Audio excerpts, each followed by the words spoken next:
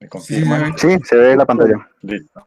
Bueno, entonces para el día de hoy tenemos programada la charla de anestesia para cirugía de columna. Es un tema amplio, pero se trató de hacer una síntesis de todas las cosas importantes que tenemos que tener en cuenta, ¿listo? Entonces vamos a empezar con una introducción, epidemiología, que hay que tener en cuenta los puntos claves en la valoración preanestésica de estos pacientes, las técnicas anestésicas, vamos a hablar acerca de monitoría neurofisiológica, las pérdidas sanguíneas, analgesia posoperatorio y los puntos claves en el posoperatorio que hay que tener en cuenta y terminaremos con unas conclusiones.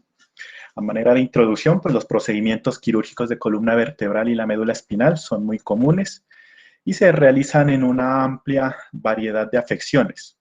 La complejidad va a variar desde aspectos o procedimientos que son mínimamente invasivos, con abordajes percutáneos o endoscópicos, como las disectomías o nucleolisis, que involucran únicamente un solo nivel y que no tienen mayores complicaciones, hasta aquellas cirugías que ya son más complejas, podemos decirlo, como aquellas descompresiones o reconstrucciones extensas que incluyen pues múltiples niveles de la columna vertebral y pues que ya están más asociadas a diferentes complicaciones que podemos presentar en el perioperatorio. Entonces, las cirugías van a incluir desde la unión atlantoaxial hasta el coxis, cualquier procedimiento realizado tanto en la columna vertebral como en la médula y sus raíces, pues incluye este tipo de intervenciones. Los procedimientos quirúrgicos de la columna vertebral se dividen básicamente en 6 grupos. El primer grupo tenemos los pacientes con neoplasia, que van a ser intervenidos para dicha enfermedad, que puede ser una enfermedad neoplásica primaria, ya sea de la médula espinal, de sus vértebras o de sus anexos, o también sea la enfermedad neoplásica metastásica. El segundo grupo va a ser los pacientes que van a ser intervenidos por trauma. Entre ellos encontramos fracturas, luxaciones vertebrales, entre otras. El tercer grupo, las infecciones. Aquí encontramos el manejo quirúrgico de la osteomielitis a nivel de las vértebras, también la parte de los abscesos epidurales, sobre todo, drenaje de esos abscesos y también pues el manejo quirúrgico de la enfermedad de POT o la tuberculosis vertebral. El otro grupo son las escoliosis. Aquí encontramos las correcciones de estas deformidades, en donde vamos a tener en cuenta pues, que estas pueden ser tanto adquiridas como congénitas. El otro grupo incluye pues, a las enfermedades degenerativas. Aquí encontramos pues, tanto la enfermedad degenerativa del disco intervertebral, el prolapso del disco, la artrosis vertebral, la espondilolistesis, la estenosis del canal espinal, que vayan a requerir pues intervención quirúrgica. Y el último grupo pues hace referencia a aquellas malformaciones congénitas que incluye pues la malformación de los cuerpos vertebrales, la siringomielía y los que son catalogados en el grupo de disrafismo espinal, que incluyen el mielomeningocele, la médula anclana, la espina bífida, que son los procedimientos pues, o enfermedades que requieren corrección más frecuente en la edad pediátrica.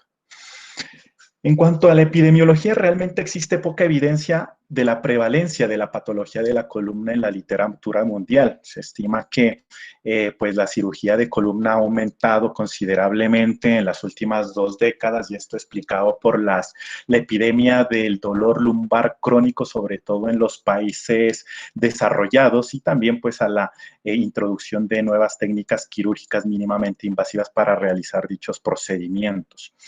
Este es un estudio mexicano donde, pues, un estudio epidemiológico retrospectivo transversal donde se trató de mirar cuál es esa prevalencia de las enfermedades y cuál es la mayor causa de consulta. Entonces, este se tuvo en cuenta en un centro, en un hospital grande de referencia en la Ciudad de México, para cirugía de columna. Incluyó pues 7 años pues, de seguimiento en esta parte y pues se logró mirar que incluyó pues un total de 7,700 pacientes donde la mayor proporción corresponde al sexo masculino. Perdón, al femenino. Y aquí podemos mirar los grupos etarios. El mayor grupo pues se encuentra entre 51 a 60 años, pues realmente son personas jóvenes que incluso pues son laboralmente activas y es por eso que la enfermedad de la columna vertebral afecta tanto al paciente, tanto en morbimortalidad como también en la parte económica en el núcleo familiar ya a nivel pues regional de los países. Aquí podemos ver las diferentes consultas y que requirieron intervención quirúrgica en este estudio y podemos mirar que las principales son o corresponden a enfermedades degenerativas, conducto lumbar estrecho como primera causa, seguido de la hernia discal y la espondilolistesis. El resto de enfermedades que requirieron intervención pues ya son en menor proporción. Este es otro grupo este es otro estudio que me gustó bastante y que es en otro ámbito, fue hecho en un hospital del sur en Sudáfrica, pues se evaluó la tasa de admisión en un centro, pues en el departamento de cirugía de columna, en un hospital de referencia en esa región. Se siguió por un año y donde se tocó pues un total de pacientes que requirieron intervención, 349, y podemos ver la diferente, pues una distribución muy diferente a lo que vimos en el estudio anterior. En este caso, la causa pues más común fue el trauma, seguido de la infección, en este caso pues más frecuente el asociado a tuberculosis o lo que habíamos hablado del MAD de POT, tuberculosis vertebral, seguido de la enfermedad degenerativa, la malignidad. Dentro de la malignidad, pues lo esperado, pues la mayor proporción corresponde a enfermedad neoplásica metastásica y por último la corrección de las deformidades de la columna. Y pues me gustó bastante porque incluso pues en cada grupo lo clasifica teniendo en cuenta la edad y el nivel pues de la columna vertebral comprometido. Encontramos pues aquí en el trauma, en lo esperado, pues pacientes jóvenes y la parte de la columna vertebral más afectada, la columna cervical, seguida de la toracolumbar. A nivel pues de la deformidad son mucho más jóvenes, incluye pacientes pues pediátricos realmente. En lo que podemos ver la parte más afectada es la columna torácica. En la parte de la enfermedad degenerativa encontramos que ya son pacientes de más edad, más añosos, y que compromete de manera pues proporcional tanto la parte de la columna cervical como de la lumbar a nivel de la infección, en este caso pacientes jóvenes. La parte más afectada, la columna torácica, y a nivel de malignidad, pues lo que se espera que se presente en pacientes de mucha más edad, más añosos, y pues la parte más afectada es la parte lumbosacra. Entonces, esto como para ponernos en contexto de que la patología de la columna vertebral y que requiere intervención quirúrgica, pues es muy amplia. Encontramos diferentes patologías asociadas, encontramos diferentes grupos etarios, desde pacientes recién nacidos hasta el otro extremo de la vida, más añosos, que pueden tener pues cada grupo etario sus factores de riesgo específicos. Ya pues entrando en materia, hablando del manejo anestésico, vamos a tener en cuenta de que podemos estar enfrentados a un procedimiento que puede ser electivo urgente. Generalmente la mayor proporción de intervenciones que se requieren a nivel de la columna vertebral son electivos. Los urgentes pues ya tienen que ver con trauma o también con las emergencias oncológicas por compresión medular o cualquier déficit neurológico asociado al tumor. Múltiples comorbilidades asociadas, sobre todo la población de los extremos de la vida, los más ancianitos con la patología cardiovascular, respiratoria, y también no podemos dejar atrás los pacientes, pues los pediátricos, que también pueden estar asociados con cualquier malformación cardíaca, entre todas ellas que esté asociada pues a la patología de la columna vertebral. Algo que tenemos que enfrentar y que tenemos que tratar de evitar al máximo es las pérdidas significativas de sangre, sobre todo en aquellos procedimientos que son muy cruentos y que son pues de cirugía mayor en la columna vertebral, que sí están asociados a una pérdida significativa de sangre. También nos vamos a enfrentar a los pacientes que van a ser difícil un manejo del dolor posoperatorio va a ser difícil, sobre todo también pues teniendo en cuenta que los pacientes pueden tener un consumo prolongado pues, de todos los analgésicos, sobre todo los opioides, y pueden incluso tener tolerancia a los medicamentos y pues también dependiendo de la invasividad del procedimiento. Vamos a estar enfrentados a cirugías prolongadas que incluso pueden ser de 6, incluso hasta 8 horas y que eso puede estar asociado a ciertas complicaciones que ahora vamos a ver algunas de ellas, los riesgos asociados tanto al procedimiento quirúrgico, a la prolongación de esa cirugía y también complicaciones relacionadas con la posición quirúrgica del paciente. En la evaluación preanestésica, pues importante, debemos obtener un historial médico completo del paciente, realizar un examen físico, evaluar muy bien las comorbilidades asociadas, pero algo que es clave y que tenemos que tener en cuenta en esta parte es la evaluación específica que se debe hacer en cuanto a la vía aérea, la parte de la evaluación cardiovascular, la pulmonar, musculoesquelético y neurológico, porque aquí vamos a tener ciertas consideraciones que son muy importantes de abarcar.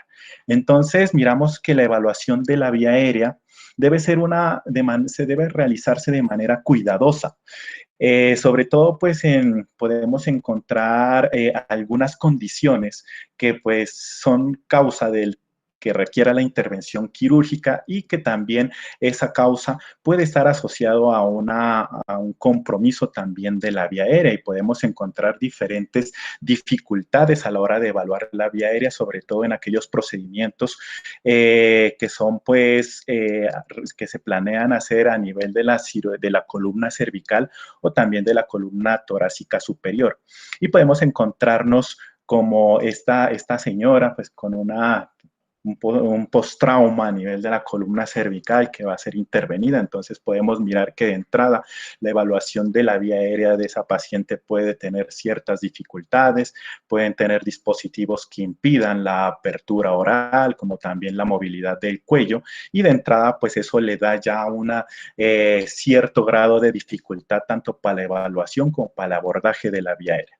Incluso en otros contextos podemos tener pacientes que tengan alguna comorbilidad asociada que produzca una distorsión de la anatomía de la vía aérea o que también produzca una restricción tanto del movimiento del cuello como de la articulación temporomandibular. Y hablo de aquellos pacientes que tienen antecedentes de osteoartritis, artritis reumatoide, espondilitis anquilosante, algún trastorno neuromuscular asociado o en aquellos pacientes que están en tratamientos para neoplasia, que previamente se les haya realizado radioterapia, ya sea en cabeza y cuello, que es lo que más va a afectar pues, en cuanto al manejo el manejo de la vía aérea.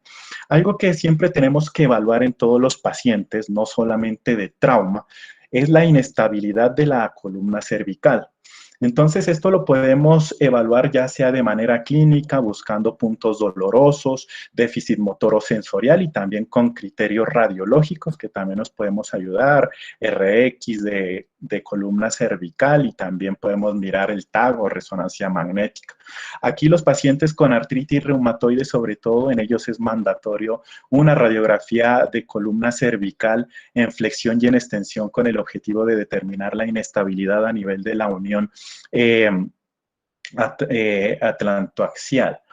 Entonces, en estos pacientes también, pues sobre todo, tener en cuenta en los pacientes con antecedente de trauma cervical, en ellos de por sí debemos presumir ya la existencia de una inestabilidad cervical y manejarlos como tal.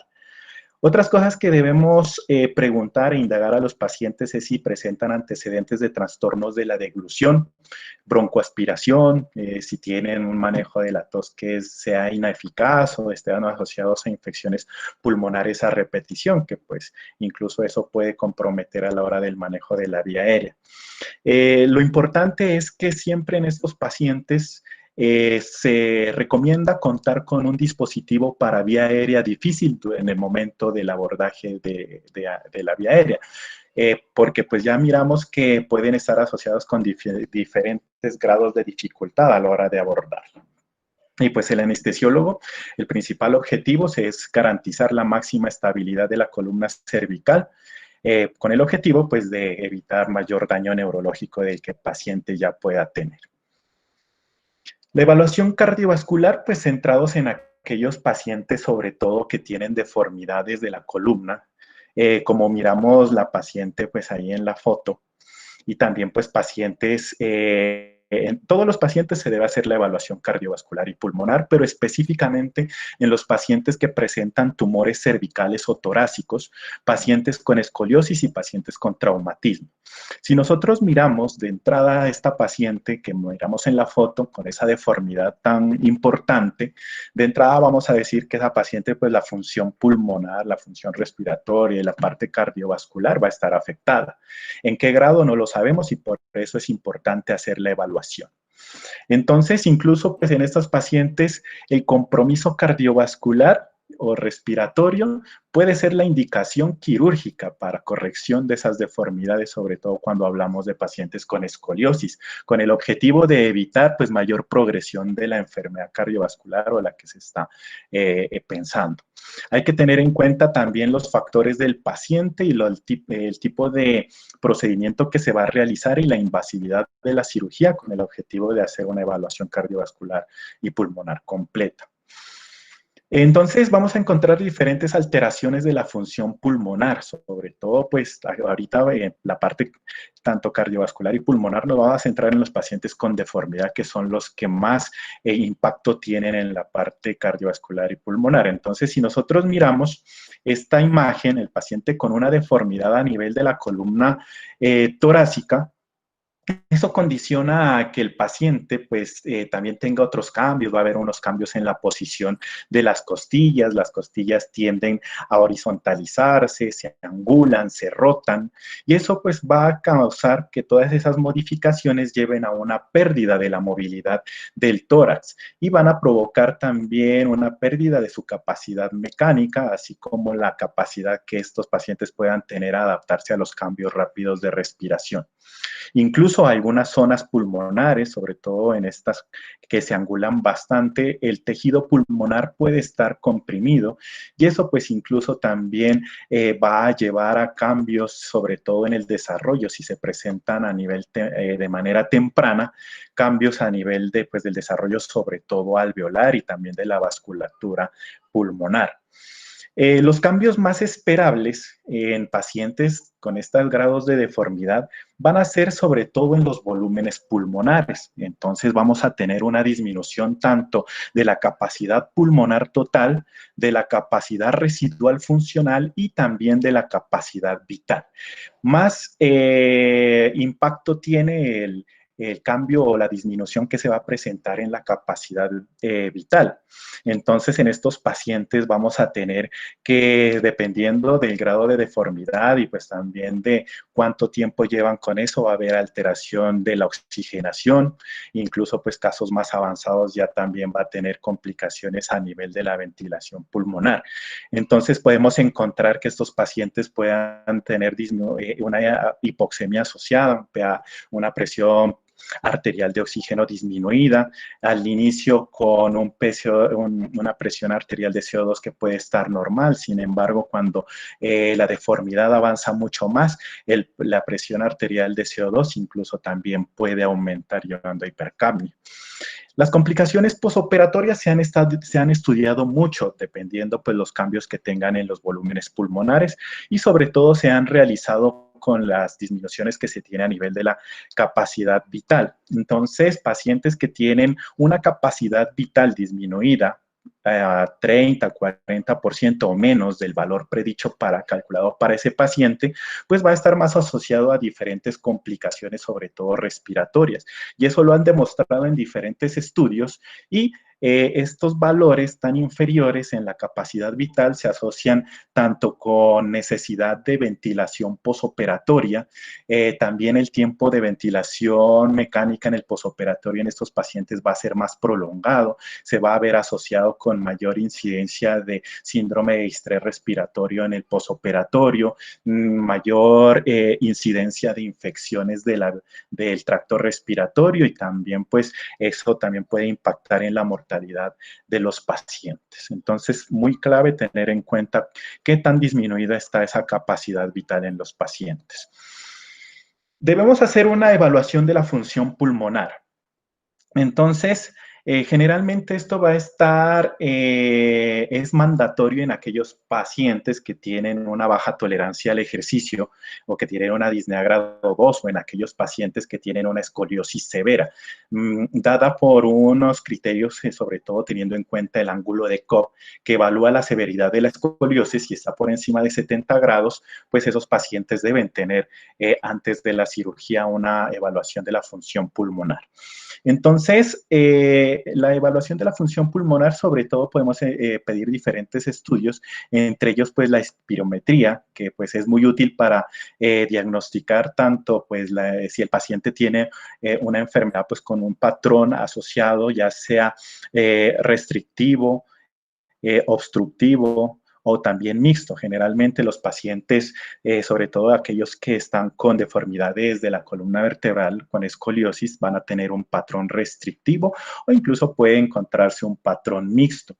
Incluso la espirometría también nos puede ayudar para determinar las capacidades y los volúmenes pulmonares y con eso poder determinar o estimar el grado de disfunción ventilatoria que tiene ese paciente. Entonces, si nosotros podemos mirar aquí, por ejemplo, en el grupo restrictivo lo catalogamos en diferentes grados de severidad, teniendo en cuenta sobre todo la capacidad vital forzada. En leve, cuando ésta se encuentra entre 80 y 65, moderado entre 65 y 50, grave 49 a 35 y muy grave menor a 35. Entonces, los pacientes que están catalogados en estos dos grupos, grave y muy grave, son los que tienen mayores predictores para realizar una falla respiratoria en el posoperatorio y pues las complicaciones que habíamos hablado anteriormente asociado pues a la disminución de la capacidad vital de los pacientes. Otras pruebas que podemos pedir a los pacientes son los gases arteriales, pero los gases arteriales no van a ser, como decir, una alternativa a la espirometría.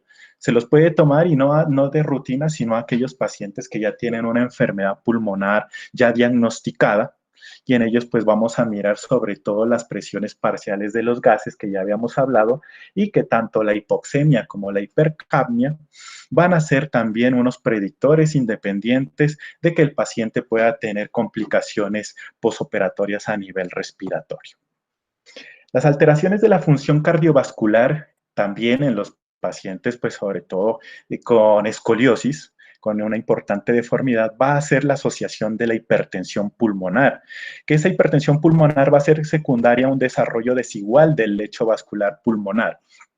Y que vamos a encontrar que estos pacientes pues van a ver unas áreas de pulmón en las cuales el flujo sanguíneo va a pasar por unas regiones pulmonares donde los alvéolos no van a estar bien desarrollados, no van a estar ventilados, entonces va a ser como un efecto de Schoen, en donde pues va a haber una respuesta que va a ser una vasoconstricción refleja de esa vasculatura, ya que no está ventilado, esos vasos no tienen un alvéolo ahí que ayude al intercambio gaseoso, entonces van a desarrollar una vasoconstricción refleja y eso pues va a condicionar que aumente la resistencia vascular pulmonar y se desarrolle pues en sí la hipertensión pulmonar.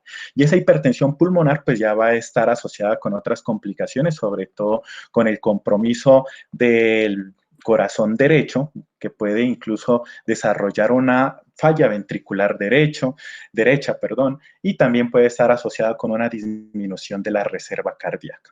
Entonces, todo esto le va a incluir mayor riesgo cardiovascular a estos pacientes y van a tener mayor probabilidad de desarrollar un desenlace adverso tanto en el intraoperatorio como el posoperatorio. Sobre todo, pues lo más frecuente que se va a encontrar es que estos pacientes van a tener un alto riesgo de desarrollar una falla cardíaca en el posoperatorio. Entonces, también debemos evaluar la función cardíaca y algo muy importante es determinar la capacidad funcional de los pacientes. Generalmente, cuando los pacientes tienen una baja tolerancia al ejercicio, ese es un predictor grande o predictor mayor de que el paciente va a tener complicaciones perioperatorias, ya que pues la cirugía es una condición una condición estresante en la cual pues exige de la parte cardiovascular aumento del gasto cardíaco, aumento del consumo de oxígeno, entre otras. Esta la capacidad funcional la podemos evaluar ya como lo conocemos con estas escalas de manera subjetiva, preguntándole al paciente sobre la actividad física y determinando la cantidad de METs que ese paciente tenga, o también de manera más objetiva utilizando una prueba de esfuerzo. También debemos ayudarnos de otras alternativas, sobre todo la parte electrocardiográfica y ecocardiográfica, como ya habíamos visto, los pacientes que tienen, pues pueden estar asociados con hipertensión pulmonar y cambios a nivel del ventrículo derecho, y eso lo podemos estimar por medio de una ecocardiografía. Los pacientes también con distrofias musculares, sobre todo asociadas a la escoliosis, estos pacientes van a tener mayor índice o mayor probabilidad de desarrollar prolapso de la válvula mitral y también bloqueos de rama derecha. Entonces, por eso en estos pacientes la evaluación cardiovascular debe ser mucho más completa. Si nosotros miramos la tablita acá del riesgo cardiovascular, teniendo en cuenta únicamente el procedimiento quirúrgico, de entrada ese paciente solamente por el procedimiento quirúrgico van a tener un riesgo intermedio de 1 a 5% de desarrollar complicaciones cardiovasculares en el posoperatorio. Más a eso, pues lo que se le aumenta dependiendo de los factores de riesgo del paciente, y por eso debemos hacer una estratificación cardiovascular con las diferentes escalas que nosotros ya conocemos, la de Lee, la de Gupta, para mirar a ver, estimar ese riesgo cardiovascular. Otra parte importante que debe tener ciertas consideraciones son los pacientes que tienen asociados trastornos neuromusculares. Pacientes aquí incluidos con los de parálisis cerebral y los de las distrofias musculares. Ahí dentro de las distrofias musculares, el más frecuente es la distrofia muscular de Duchenne, y que esta tiene que tener ciertas consideraciones, entre ellas porque está asociada con una degeneración miocárdica, que eso puede conducir, si progresa, a una insuficiencia cardíaca y al prolapso de la válvula mitral, como habíamos mencionado anteriormente, además de que estos pacientes tienen asociada una debilidad muscular progresiva tanto en las extremidades como también en la musculatura de la vía aérea, y por eso el manejo de la vía aérea en estos pacientes es mucho más complejo. Aparte de que van a tener asociado un vaciado gástrico que va a estar retrasado, una sensibilidad mucho mayor para los relajantes neuromusculares, tener en cuenta eso a la hora del manejo anestésico, y algo muy importante, que estos pacientes van a tener mayor riesgo de desarrollo de hipertermia maligna. Entonces en ellos van a estar contraindicados los medicamentos, pues los anestésicos halogenados y los relajantes musculares despolarizantes. Otras consideraciones que se debe tener en cuenta es la evaluación musculoesquelética, sobre todo pues evaluar muy bien los arcos de movilidad de las extremidades, del cuello, de los hombros, porque estos pacientes, eso puede condicionar que nos cambie el plan, sobre todo del posicionamiento del paciente. Como la mayoría de los pacientes van a ir en decúbito prono para los procedimientos de columna, entonces cualquier alteración o rigidez o contracturas o deformidades, eso nos puede condicionar cambios en el posicionamiento del paciente. Otra parte importante es la evaluación neurológica que se le debe hacer al paciente. Sobre todo, evaluar o identificar déficits tanto motores como sensitivos, hacer una adecuada evaluación del nivel probable de lesión o de compromiso a nivel medular, y eso tiene que estar documentado en la historia clínica, porque eso nos va a ayudar para hacer una evaluación muy juiciosa, y también a hacer o a identificar tempranamente déficits neurológicos nuevos en el posoperatorio. En cuanto a las pruebas de laboratorio, van a estar determinadas por comorbilidades del paciente, la invasividad del procedimiento y las pérdidas sanguíneas esperables para el procedimiento al cual va a ser llevado el paciente. Generalmente para procedimientos sencillos, como por ejemplo una microdisectomía o una disectomía solamente en un nivel, y el paciente que no tenga comorbilidades, generalmente no se requiere solicitar pruebas de laboratorio adicionales, pero sí para aquellos pacientes que tengan alguna comorbilidad o que el procedimiento sea complejo, sobre todo cuando se van a intervenir más de 2 niveles vertebrales o cuando se va a hacer fusión vertebral, instrumentación o que si el paciente requiere osteotomías, en estos pacientes sí tenemos que pedir sobre todo el cuadro hemático, los tiempos de coagulación, la función renal, los electrolitos y algo muy importante, el cruce y reserva de hemoderivados, porque es, como habíamos visto, estos procedimientos más invasivos van a estar asociados a mayor pérdida sanguínea. En los procedimientos de urgencia, pues como no va a haber un tiempo muy adecuado para nosotros hacer toda esa evaluación cardiovascular, entonces hay puntos importantes a tener en cuenta. Sobre todo, pues a urgencias, un procedimiento de urgencias nos va a llegar el paciente de un trauma, un politraumatismo, ya sea para una estabilización de la columna cervical o donde sea que esté el trauma. Entonces, en ellos siempre tenemos que tener ciertas consideraciones y entre ellas va a ser la identificación de que si el paciente pueda tener asociado un shock medular. El shock medular generalmente se presenta en aquellos traumas a nivel de la médula que están por encima de T6. Esto está asociado con una denervación simpática que a nivel arterial va a llevar a una vasodilatación con caída de la presión arterial y a nivel cardíaca va a llevar a que haya un efecto o una respuesta parasimpática sin control. Entonces va a llevar a una bradicardia y a una disminución de la contractilidad cardíaca.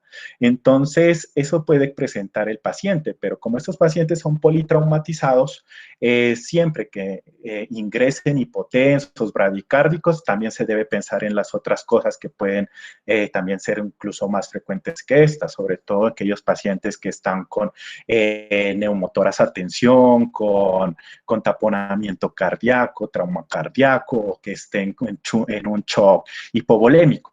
Y por último, pues sí, vamos a pensar en el shock medular. Cuando tenemos lesiones medulares que están por encima de C5, generalmente esos pacientes sin mayores, ¿qué es?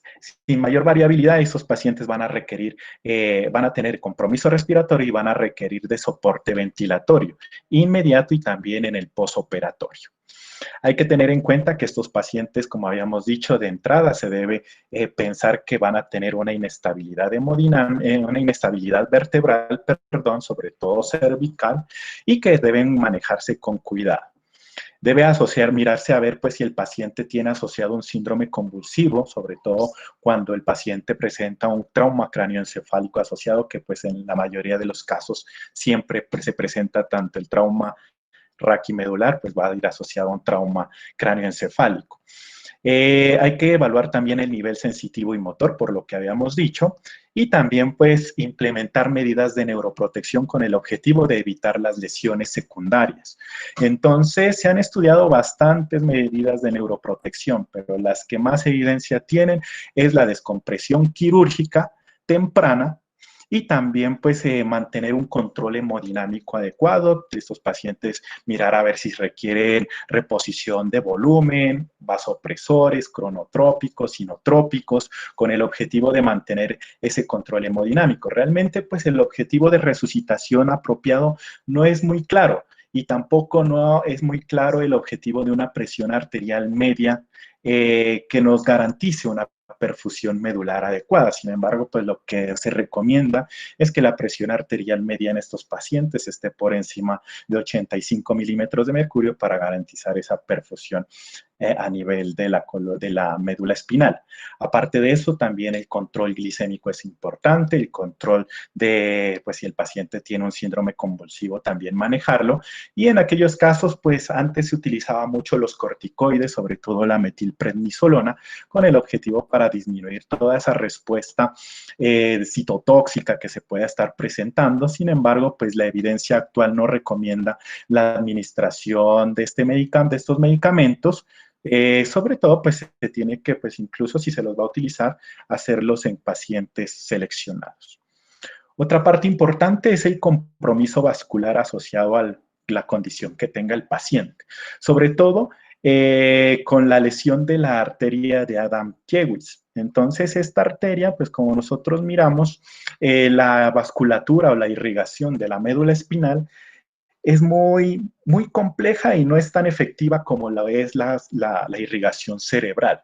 Esta va a estar dada por las arterias espinales, dos posteriores, una anterior, que van a ser rama de las arterias vertebrales. La parte posterior va a tener una adecuada vascularización, pero la parte anterior, la arteria espinal anterior, esta generalmente va a irrigar de manera adecuada el tercio superior de la médula espinal. De ahí para abajo, pues la irrigación va a ser más que todo por las arterias radiculares, que van a ser ramas ya sea de las arterias intercostales o lumbares que vienen directamente de la aorta. Y dentro de estas arterias radiculares, pues la más grande es la arteria de Adam-Kiewicz, que pues se dice que contribuye mucho con la irrigación de la parte de los dos tercios inferiores de la médula espinal. Entonces, pues el origen es muy variable, va a ser entre T8 a T12 en el 60% de los casos, pero también podemos encontrar que se origine en las ramas lumbares. Entonces, esta es la de mayor grosor y se puede lesionar tanto ya sea por fracturas en los cuerpos vertebrales, en también fracturas a nivel de las costillas, o incluso también se puede ver comprometida en el abordaje quirúrgico. El cirujano puede lesionarla durante el procedimiento y de manera accidental, sobre todo cuando se van a hacer instrumentaciones de la columna, en donde puede ser lesionada y pues esta parte pues va a tener un alto riesgo de isquemia. Cuando se lesiona, generalmente se va a ver un proceso isquémico a nivel anterior medular de ahí para abajo y va a generar lo que es un síndrome medular anterior. Otra parte importante que me había olvidado es que también se ha asociado trauma de esta arteria con las anestesias espinales bajas y también cuando se presentan sobre todo unas hipotensiones muy severas o que el paciente pues tenga una vasoconstricción severa en la vasculatura. Entonces, como habíamos dicho, esto lo podemos sospechar porque va a dar un síndrome medular anterior. Si el paciente no está anestesiado, generalmente va a presentarse con un dolor súbito a nivel dorsal, con irradiación en cintura o circular, y seguido a eso va a llevar una parálisis flácida que va a ser bilateral y una pérdida sensitiva disociada, tanto de la parte de la percepción del dolor como también de la temperatura, pero va a estar conservado lo que es la sensación de la propiocepción y también va a estar conservada la sensación de vibración. Sobre todo porque esas respuestas van a ir a través de los cordones posteriores, que pues generalmente, como tiene buena irrigación la parte posterior, no se va a afectar. Entonces también va a haber pérdida del control de los esfínteres. Esto también lo podemos identificar en el intraoperatorio, si el cirujano llega a lesionar ese vaso, por medio de la monitoría neurofisiológica, y eso va a ser con disminución de los potenciales evocados motores que van a evaluar la integridad de los cordones anteriores, que eso pues ya lo vamos a ver más adelante para poderlo entender. En el intraoperatorio, ¿qué vamos a ver? Pues la premedicación de estos pacientes, se pueden utilizar sedantes, opioides. Hay que tener en cuenta el uso de opioides en estos pacientes, sobre todo porque pueden requerir mayores dosis, porque los pacientes pueden ser tolerantes, venir por manejo de un dolor crónico con opioides a altas dosis, entonces esos pacientes no van a responder adecuadamente a una dosis baja. También se puede manejar los anticolinérgicos, sobre todo cuando nosotros planteamos hacer una intubación con fibro para evitar pues esas secreciones. Y esto se lo utiliza en aquellos pacientes que puedan tolerar la taquicardia resultante. Si vamos a utilizar la analgesia multimodal, también pues podemos darla de manera pues preoperatoria, sin problema. En cuanto a la parte del acceso venoso, es muy importante, sobre todo porque aquellos procedimientos que son muy cruentos, ya habíamos dicho que están asociados con alta pérdida de sangre, entonces en estos pacientes de entrada se debe canalizar dos venas con catéteres pues gruesos, por ejemplo, uno 14 o 16, con el objetivo de, si se requiere un recambio más rápido de líquidos, poder garantizarlo. La monitoría hemodinámica, pues, se puede utilizar en la mayoría de los procedimientos, una monitoría ASA básica. Tener en cuenta muy bien la temperatura es algo clave de monitorizar en los pacientes, ya que la hipotermia se puede asociar con alteraciones en la monitorización neurofisiológica y también, pues, con mayor sangrado. En los pacientes en los cuales pues vamos a utilizar una monitoría más avanzada va a depender pues tanto de los factores del paciente, también como de la invasividad del procedimiento quirúrgico, la duración esperada de esa cirugía y la pérdida estimada de sangre. En los pacientes que van con anestesia total intravenosa, tener en cuenta muy bien la utilización de índice bispectral con el objetivo de controlar muy bien esa profundidad anestésica, sobre todo para evitar profundidades anestésicas mucho mayores, que eso puede también influir en la monitoría neurofisiológica. Dentro de las técnicas anestésicas, la mayoría se utiliza o se realiza bajo anestesia general. Sin embargo, los procedimientos a nivel de la columna lumbar pueden hacerse con anestesia regional, si es que el paciente no tiene contraindicación para eso, sobre todo para aquellos procedimientos de laminectomía lumbar de 1 o 2 niveles, disectomía lumbar o microdisectomía, se pueden hacer con anestesia regional, ya sea con anestesia epidural o con anestesia espinal. Lo más usado actualmente es el manejo con anestesia espinal. Sin embargo, hay que tener las contraindicaciones para eso, que ya las conocemos, pero una que realmente pues no es muy conocida es aquellos pacientes con estenosis espinal severa, está contraindicada la anestesia espinal.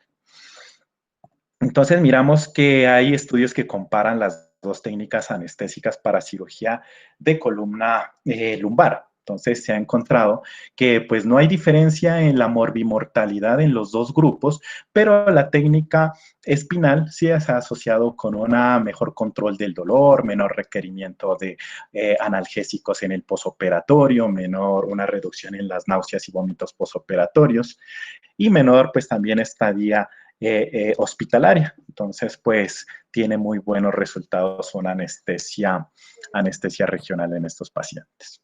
El resto de procedimientos ya van a ser bajo anestesia general. Para la inducción, pues tenemos diferentes agentes, propofol, ketamina, etomidato, las benzodiazepinas. Todas estas se consideran seguras en este tipo de procedimiento y se va a elegir dependiendo de la preferencia del anestesiólogo y también de los factores del paciente.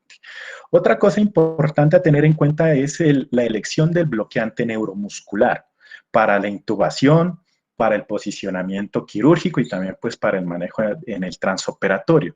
Para esto tenemos que preguntarnos pues algo que es clave si el paciente va a ir bajo monitoría neurofisiológica. La monitoría neurofisiológica está dada por 3 técnicas principales, una que es la evaluación de los potenciales evocados somatosensitivos, los potenciales evocados motores y la electromiografía. Entonces, los bloqueantes neuromusculares van a afectar la monitoría neurofisiológica, sobre todo en los potenciales evocados motores y la electromiografía. Entonces, en esos casos sí tenemos que tener en cuenta qué bloqueante neuromuscular vamos a utilizar. Si el paciente no va con monitoría neurofisiológica, podemos utilizar sin problema un bloqueante neuromuscular no despolarizante, y eso nos ayudaría bastante para la intubación y para el posicionamiento del paciente. Pero si el paciente va con monitoría neurofisiológica, no sería una buena opción un no despolarizante por el tiempo o la vida media más prolongada que tiene esto y la interferencia que va a hacer con esa monitoría. Entonces, en esos casos podemos utilizar los bloqueantes neuromusculares despolarizantes como la succinilcolina, que pues tienen una vida media muy corta y que el efecto va a pasar después de aproximadamente los 8 minutos. Pero hay que tener en cuenta que algunos pacientes pueden tener contraindicaciones para el uso de la succinilcolina. Entonces son aquellos pacientes que tengan esas distrofias musculares asociadas o también pacientes que tengan lesiones de denervación significativa. Y ojo aquí que los pacientes también con lesión medular que llevan más de 48 horas de evolución está contraindicada la succinilcolina porque eso se asocia con una hipercalemia muy severa que puede ser mortal. Entonces, mucho cuidado. Entonces, si el paciente tiene contraindicado los no despolarizantes y los despolarizantes, podemos utilizar la intubación bajo dosis altas de remifentanilo, que pues dan un plano para intubación bueno a excelente. Entonces utilizamos dosis, pues ya le colocamos nuestro inductor y vamos a utilizar el remifentanil a dosis que son de 4 a 5 microgramos por kilo en bolo, y eso nos da nos proporciona condiciones de intubación buenas a excelentes a los 2.5 minutos después de la inducción. Sin embargo, tenemos que tener en cuenta que debemos asociar un vasopresor con efecto alfa y beta para contrarrestar esa bradicardia y esa hipotensión que pueden ser profundas con la utilización de dosis altas de remifentanil. El manejo de la vía aérea va a depender de la dificultad de la ventilación y también de la intubación que hayamos identificado pues, en el preoperatorio. También va a depender de la estabilidad de la columna cervical, de la experticia o de qué tan hábil se vea el anestesiólogo con los diferentes dispositivos para intubar y también pues la disponibilidad de aquellos dispositivos. Generalmente pues ya habíamos visto que van a tener algún grado de dificultad para intubar, entonces generalmente pues se recomienda que siempre haya un dispositivo para manejo de vía aérea difícil en el abordaje de la vía aérea en estos pacientes. Aquí podemos mirar en este caso un paciente que probablemente está con un trauma cervical y hay un ayudante que va a estabilizar tanto la cabeza como el cuello mientras el anestesiólogo realiza su laringoscopia, su intubación, en este caso con fibro. Podemos utilizar los videolaringoscopios, algo muy importante, pues en cuanto al tubo orotraqueal, pues la mayoría va a ser de única luz, pero en esto se recomienda que sea reforzado o anillado porque pues van a ir en una posición en prono, lo cual pueda que acode ese tubo. Entonces, también hay procedimientos en los cuales se puede requerir una intubación con un tubo de doble luz o utilización de bloqueadores bronquiales con el objetivo de aislar un pulmón. En esto, ¿en qué casos? En aquellos casos en los que se va a hacer una intervención de la columna torácica con un abordaje anterior y entonces se requiere aislar un pulmón con el objetivo de que el cirujano tenga una mayor visibilidad. La posición quirúrgica, pues generalmente va a depender del nivel de la columna y el abordaje quirúrgico. Entonces, vamos a mirar que pueden ir en decúbito supino para los abordajes anteriores de la columna cervical o lumbar. Los pacientes van a ir en decúbito lateral para abordajes anteriores de la columna torácica, en decúbito prono para el abordaje posterior, tanto de la columna cervical, torácica y lumbar. Pero de particular interés son las posiciones en prono, ya que estas van a estar asociadas con mayores complicaciones, con mayores cambios fisiológicos y que tenemos que tener en cuenta. Entonces, el objetivo de la posición siempre va a ser evitar las lesiones, tanto lesiones oculares, lesiones en los puntos de presión, en las lesiones también en los nervios periféricos. Otro objetivo también importante es la disminución de la presión venosa en el sitio quirúrgico y que eso se puede lograr con una adecuada posición del paciente. Vamos a mirar que la posición en prono va a tener asociado unos cambios fisiológicos cardiovasculares y esto van a estar dados por una reducción en el índice cardíaco que puede ir desde 12 hasta el 24% y esto se explica por la reducción del retorno venoso y hay una disminución de la distensibilidad del ventrículo izquierdo porque en la posición prona puede aumentar la presión intratorácica. Entonces, estos cambios cardiovasculares en el paciente sano pueden tolerarse, pero en el paciente con alguna condición cardíaca preexistente puede ser ya algo riesgoso. Otra parte importante es la compresión, evitar la compresión a nivel abdominal. ya que la compresión a nivel abdominal puede llevar a la compresión en la vena cava inferior, y eso que produce una disminución mayor en el retorno venoso, va a haber mayor caída de las presiones, de la presión arterial, y va a llevar a una ingurgitación o a un aumento de la presión en el plexo epidural. Entonces, esa mayor presión en el plexo epidural, cuando hagan las intervenciones a ese nivel, puede estar asociado con mayor riesgo de sangrado. Entonces, eso es algo que se debe controlar, evitar la presión a nivel abdominal. Otra parte importante es que pues el prono en la parte respiratoria, como habíamos visto, tiene ciertas ventajas, aumentando la capacidad residual funcional, mejorando también la fisiología del intercambio de gases, que mejora constantemente, pero esto hay que tenerlo en cuenta, que es en aquellos pacientes en los que no hay un aumento de la presión abdominal. Entonces, si hubiese un paciente con aumento de la presión abdominal, el diafragma se desplaza, aumentan las presiones de la vía aérea, disminuye la compliance pulmonar, y eso pues puede tener un efecto deleterio. En cuanto al mantenimiento anestésico, va a estar dictada sobre todo por la monitoría neurofisiológica. Entonces, la mayoría de procedimientos, sobre todo procedimientos grandes, van a ser hechos con monitoría neurofisiológica en el intraoperatorio. Entonces, los anestesiólogos deben estar familiarizados en cómo las técnicas anestésicas van a influir en esa monitoría neurofisiológica. Entonces, se ha visto que los medicamentos utilizados en anestesia, como el propofol, los opioides, las benzodiazepinas, la dexmedetomidina, son medicamentos seguros y que no van a interferir en la monitoría. Pero por el contrario, los medicamentos, los anestésicos halogenados, van a afectar considerablemente los potenciales evocados, tanto motores como somatosensitivos. ¿Y en qué lo hacen? Si miramos esta gráfica, una onda normal de respuesta en la monitoría, cuando utilizamos los halogenados, puede aumentar la latencia. Y esa latencia, pues, es el tiempo que tarda en registrarse el potencial de acción desde que se da el estímulo. Y también nos puede disminuir la amplitud. Entonces, va a haber cambios significativos con el uso de los halogenados.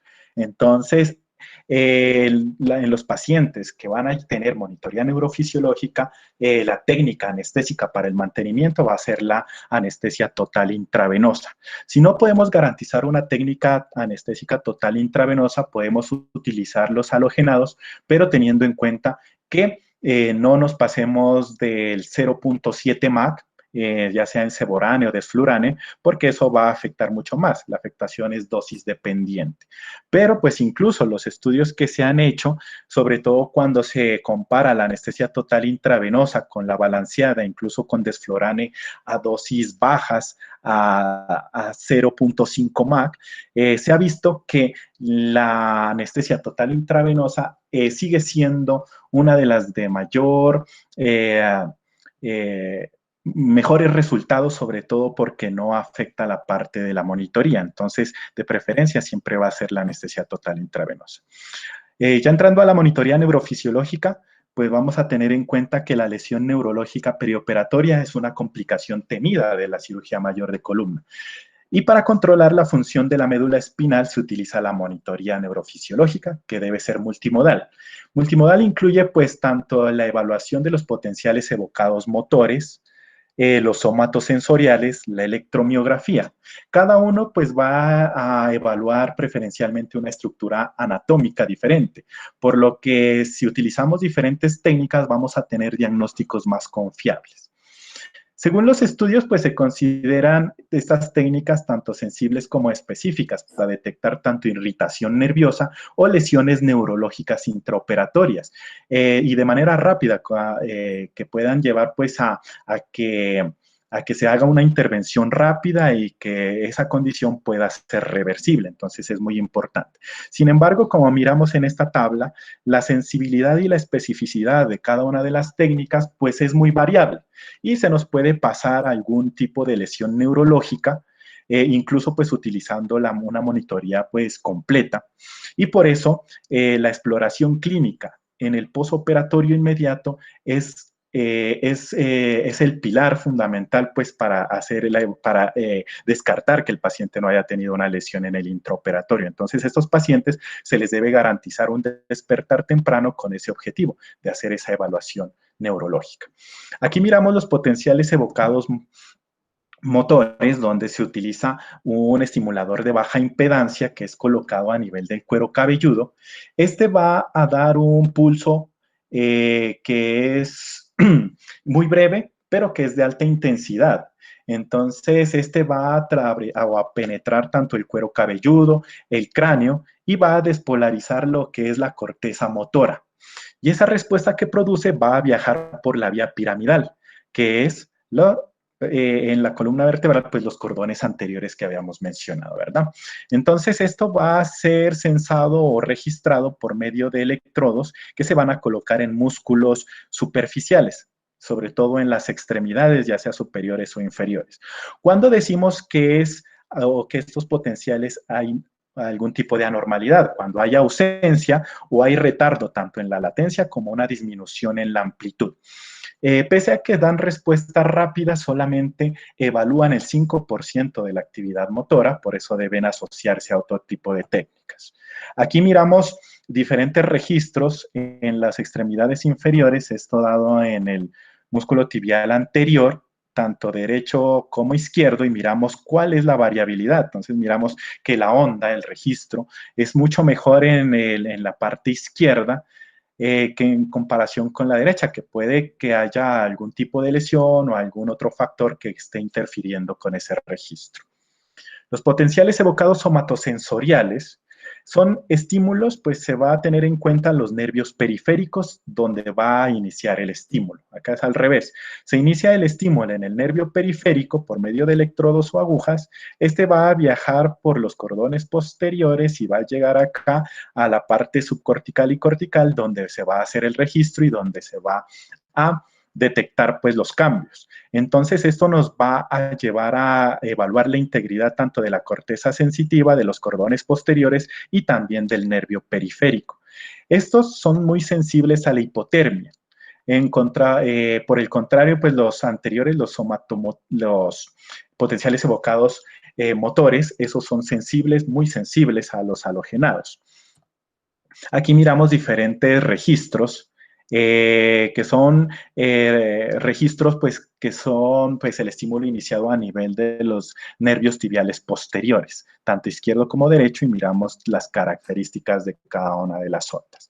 El otro es la electromiografía, que es el registro eléctrico de las raíces nerviosas pues, específicas, que se obtienen a través de electrodos que son colocados en los músculos inervados por dichas raíces. Entonces nos va a hacer el estudio de la unidad motora, que está incluida por el núcleo pues, de la neurona, de la motoneurona, que está en el asta anterior, por su axón y por las fibras musculares que inerva esa neurona. Entonces, esta es muy efectiva y se ha visto que tiene mayor sensibilidad y especificidad y es de elección en aquellos casos en donde se hace instrumentación de la columna porque se puede evidenciar rápidamente la lesión en cualquiera de las raíces nerviosas.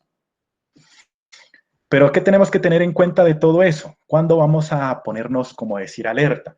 Cuando hay una disminución mayor del 50% de los potenciales evocados somatosensitivos o hay una ausencia de los potenciales evocados motores. Entonces, en estos casos, tenemos que alertar al equipo quirúrgico. El equipo quirúrgico pues se tiene que detener la cirugía y tenemos que ver ciertas condiciones, tanto de la parte anestésica como del paciente.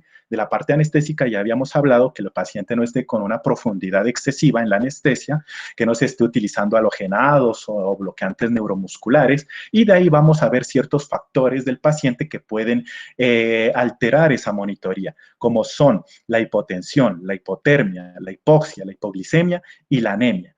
Cosas que se deben, si se identifican, se deben corregir de manera pronta y se mira pues si los registros mejoran teniendo en cuenta pues los previos que se había realizado. Si no mejoran, ya sería cuestión del cirujano que tiene que mirar pues retirar los materiales de osteosíntesis, disminuir los grados de corrección de las deformidades, mirar a ver qué condición el cirujano puede mejorar ahí. Si esto ya no mejora, pues ya es más sospechoso de una lesión neurológica, se recomienda que se haga un test de despertar en el que el paciente se le baja la profundidad anestésica con el objetivo de que el paciente tenga un despertar y pueda mover extremidades y mirar a ver, hacer un diagnóstico rápido. Generalmente esta prueba es poco recomendada.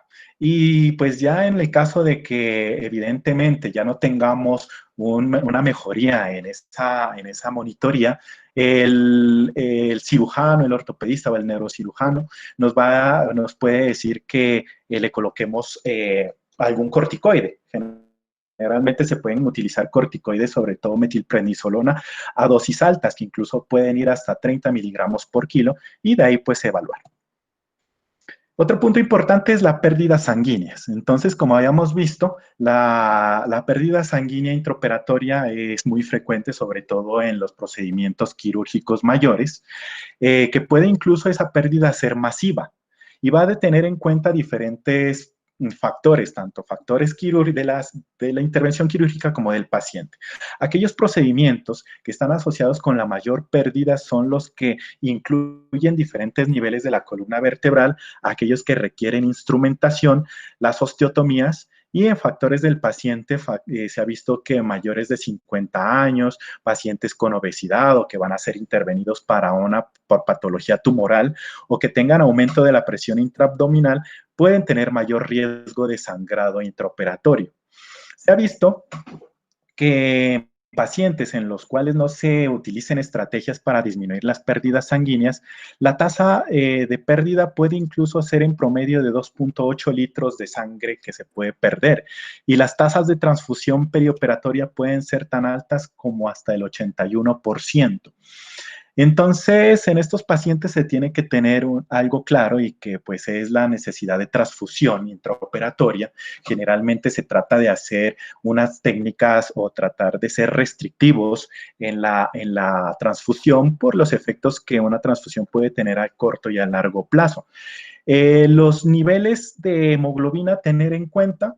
En un paciente que está hemodinámicamente estable, generalmente se recomienda transfusiones cuando la hemoglobina cae por debajo de 7 o 8 gramos por decilitro, a pesar de que existe una evidencia para afirmar de que los individuos sanos, la entrega de oxígeno es adecuada a concentraciones de hemoglobina más bajas de 7, pero en el entorno quirúrgico, en las pérdidas agudas y sobre todo si tenemos una alteración hemodinámica, se tiene que tener límites pues, de hemoglobina superiores a estos valores.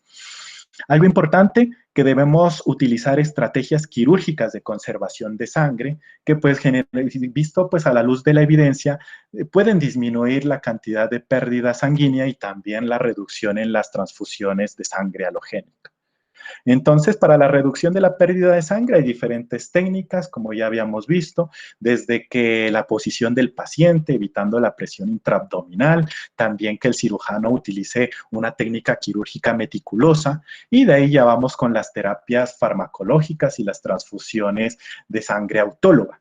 Dentro de las terapias farmacológicas, pues se han estudiado los medicamentos antifibrinolíticos. Este es un metaanálisis en red donde se evaluó los diferentes antifibrinolíticos, incluyó la protinina, el ácido aminocaproico y también el ácido tranexámico. Y el objetivo era evaluar la eficacia y la seguridad en la cirugía espinal. Lo que encontró este estudio es que los 3 medicamentos son seguros y se pueden utilizar y disminuyen tanto la pérdida de sangre como la necesidad de transfusión y también disminuyen la cantidad de sangre transfundida. Sin embargo, el mayor impacto lo tiene el ácido tranexámico, que tiene una calidad de evidencia alta y que también pues tiene un riesgo de eventos tromboembólicos bajo. Entonces, es muy recomendado utilizarlo, pero pues no es muy claro la dosis y cómo utilizarlo, en qué momento utilizarlo. La mayoría de guías lo que recomienda es utilizarlo a un bolo de 10 miligramos por kilo que se debe administrar antes de la incisión quirúrgica y después de esto continuar con una infusión de 2 miligramos kilo hora que va a ser detenida al final de la cirugía. Otras opciones, la eritropoyetina, que pues aumenta la masa eritrocitaria de manera rápida, con una dosis, incluso una dosis única, aumenta el conteo de eritrocitos de manera significativa, incluso pues hasta en 2 a 3 días de haberse administrado. Se recomienda únicamente en aquellos pacientes en los cuales se les vaya a realizar donación preoperatoria autóloga de sangre, que es decir, sacarle sangre antes de la cirugía, procesarla, guardarla y utilizarla si se requiere en el intraoperatorio. En estos pacientes debe utilizarse antes de sacar esa sangre a una dosis de 300 unidades por kilo, dosis única asociada con hierro enteral. Y también se recomienda en aquellos pacientes con anemia refractaria que no respondió a los diferentes tratamientos, se utilizan dosis de 100 unidades por kilo 3 veces a la semana para un total de 15 dosis. Esto se ha logrado determinar que disminuye la tasa de transfusiones hasta en 54 a 69% con un grado de evidencia moderada. Otras herramientas que tenemos son la transfusión autóloga de sangre, entre ellas encontramos la donación preoperatoria autóloga de sangre, que habíamos visto que es sacarle sangre antes de la cirugía, y al momento ya en la cirugía, si hay mucha pérdida, volvérsela a transfundir, es sangre del mismo paciente. Se ha logrado determinar que puede disminuir la tasa de transfusión hasta en el 40%. La hemodilución normovolémica aguda, que es sacarle sangre al paciente, puede ser entre 2 a 3 unidades de sangre total antes de la inducción o inmediatamente después de la inducción y reponer ese volumen ya sea con cristaloides o coloides con el objetivo de que si hay un sangrado se pierda menos cantidad de glóbulos rojos y apenas se haga el control del sangrado se transfunde esa sangre al mismo paciente. El otro es el salvador de células o el cell saver, que es utilizando un dispositivo que es cerrado y también estéril a nivel del sitio quirúrgico que absorbe la sangre perdida, la lleva a un dispositivo donde se extrae toda esa parte que no es celular, se hace una centrifugación, separando los glóbulos rojos, se los lava y se los vuelve a transfundir al paciente después de haber controlado el sangrado. Todas estas pueden reducir la transfusión sanguínea autóloga, sin embargo, el nivel de evidencia para las 3 sigue siendo bajo. Lo que sí no es recomendable es utilizar la desmopresina, el factor 7 activador recombinante y tampoco utilizar la hipotensión controlada.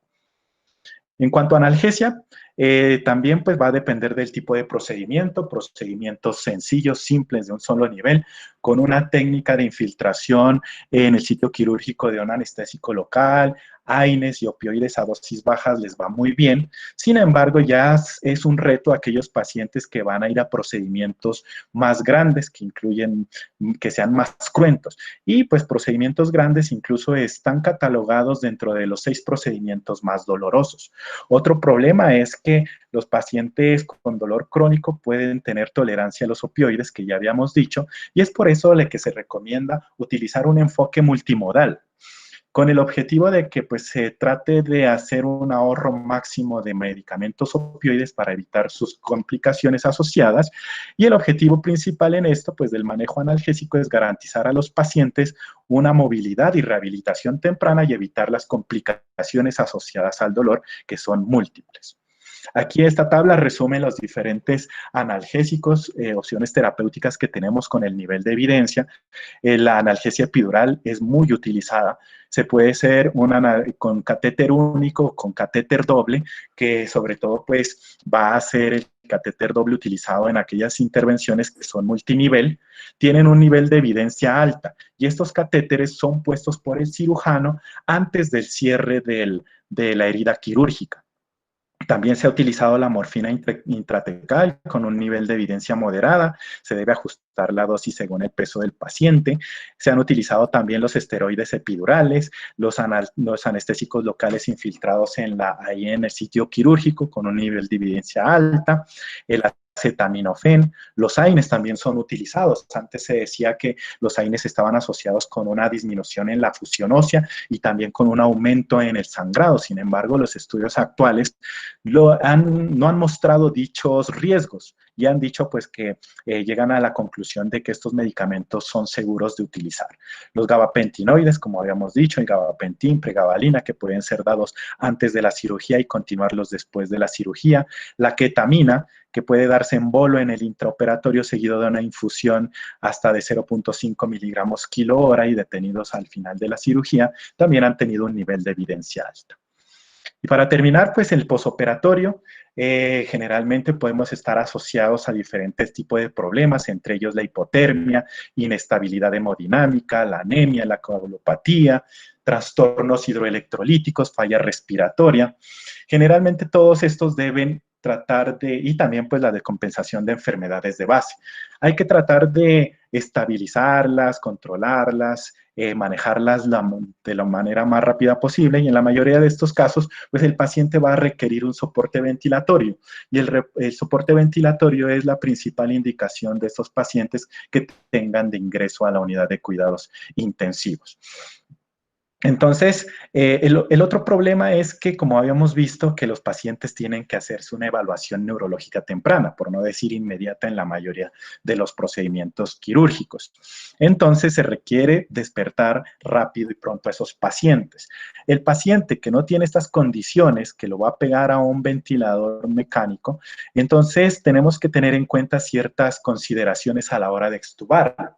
Entonces, generalmente aquellas cirugías que son prolongadas y en decúbito prono y que haya alto recambio de líquidos, se asocian con edema de la vía aérea y también edema facial, que si nosotros hacemos una extubación en esos pacientes sin tener en cuenta eso, puede haber un mayor riesgo de obstrucción de la vía aérea en el posoperatorio. Entonces, diferentes estudios han evaluado aquellos predictores de que se pueda presentar un riesgo de obstrucción en el posoperatorio.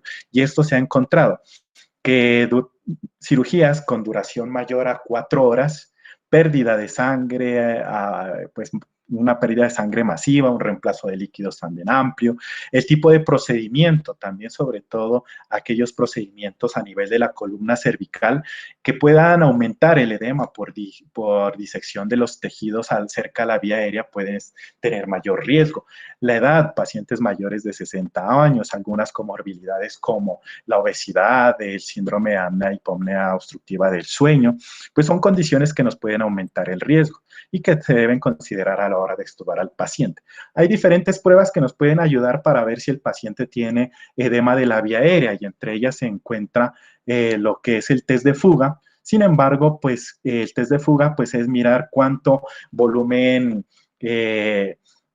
qué volumen expiratorio tiene el paciente con el manguito inflado y qué volumen tiene el paciente con el manguito del tubo orotraqueal desinflado y cuál es el porcentaje de fuga, si es mayor al 15% o si existe algún sonido del aire saliendo por fuera del tubo, entonces se dice que el paciente tiene probabilidad baja de edema de la vía aérea. Sin embargo, pues ese test es poco sensible y poco específico, porque si nos sale negativo no nos va a decir que el paciente, no nos garantiza si el paciente tiene o no edema de la vía aérea. Nos podemos ayudar de la laringoscopia directa o si en la medida de los casos pues ya decidimos extubar al paciente y queremos hacerlo de manera segura, utilizar intercambiadores.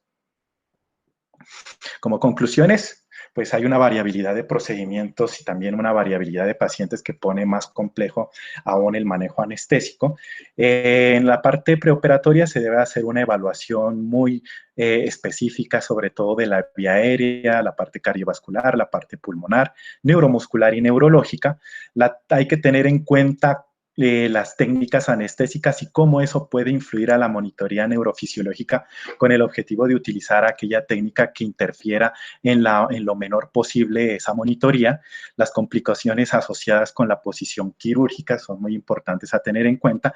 Me había olvidado mencionar que en la posición prono la complicación más frecuente, pues sí, la más frecuente, pues las lesiones nerviosas, las lesiones de los tejidos blandos, pero también se puede presentar pérdidas visuales, sobre todo asociados a una neuropatía óptica isquémica o oclusión de la arteria central de la retina, sobre todo por compresión a nivel ocular directa y también asociado a alteraciones hemodinámicas y otras condiciones que también pueden estar asociadas. Entonces, ojo con eso. Hay que tener en cuenta aquellas estrategias de disminución de la pérdida de sangre con el objetivo de disminuir al máximo la transfusión de sangre halogénica en los pacientes. Se debe utilizar una analgesia multimodal y pues hacer una evaluación neurológica temprana. Ese es algo muy importante. Y pues eso es todo. Una charla muy larga, pero pues se trató de hacer síntesis en